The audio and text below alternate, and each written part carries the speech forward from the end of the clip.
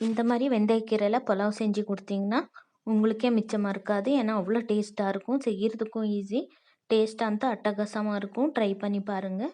ஒரு பாத்திரத்துக்கு ஒரு 2 கிளாஸ் அவ்வளோ அரிசி எடுத்துகிட்டு தண்ணி ஊற்றி நல்லா 2 வாட்டி வாஷ் பண்ணி ஒரு 10 நிமிஷம் அப்படியே ஊற வச்சு எடுத்து வச்சுக்கோங்க.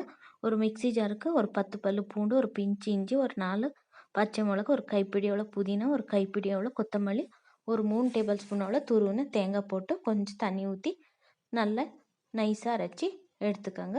ஒரு குக்கருக்கு ஒரு 2 டேபிள் ஸ்பூன் அவ்வளோ எண்ணெய் போட்டு ஒரு டேபிள் ஸ்பூன் அவ்வளோ நெய் போட்டுக்கிறேன். இந்த நெய் போடுறதுனால நல்லா கமமாக இருக்கும்.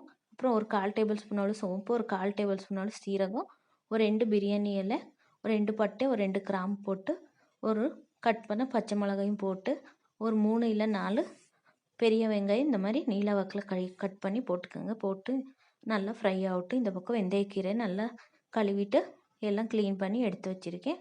ஒரு கட் பண்ண தக்காளியும் போட்டு நல்லா ஃப்ரை பண்ணிவிட்டு ஒரு 1/4 டேபிள் ஸ்பூனோட மஞ்சள் பொடி போட்டு நல்லா எல்லாம் மிக்ஸ் பண்ணிக்கோங்க. இந்த க்ளீன் பண்ண வெந்தயக்கீரையும் இந்த மாதிரி கட் பண்ணி போட்டு அது எண்ணெயிலேயே நல்லா ஃப்ரை ஆகணும். இந்த மாதிரி நல்லா ஃப்ரை ஆகட்டும்.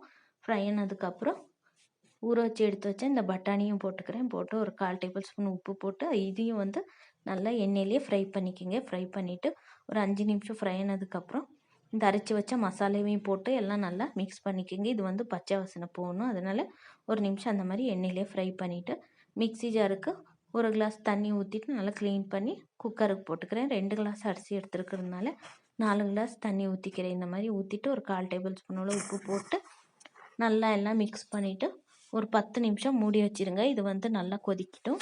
நல்லா இப்போ பாருங்கள் நல்லா கொதிக்குது. இப்போ இந்த ஊற வச்சு எடுத்து வச்ச அரிசி போட்டு எல்லாம் நல்லா மிக்ஸ் பண்ணிக்கிறேன். உப்பு பார்த்துட்டு உப்பு பத்தாட்டின்னு இன்னும் கொஞ்சம் உப்பு போட்டுக்க.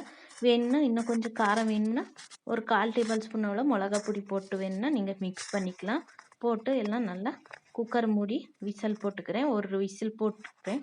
ஒரு விசில் ஆனதுக்கப்புறம் இந்த குக்கர் ஆறுனதுக்கப்புறம் எடுத்து பார்த்திங்கன்னா நல்லா டேஸ்டான வெந்தயக்கீரை புலாவ் ரெடி ஆகிருக்கும். பாருங்கள், பார்க்குறதுக்கு எவ்வளோ நல்லா கலர்ஃபுல்லாக இருக்குது. நல்லா உதிரி உதிரியாக நல்லா டேஸ்ட்டாக இருக்கும் இந்த வெந்தயக்கீரை புலாவ். லஞ்ச் பாக்ஸாகவும் கொடுத்து அனுப்பலாம்.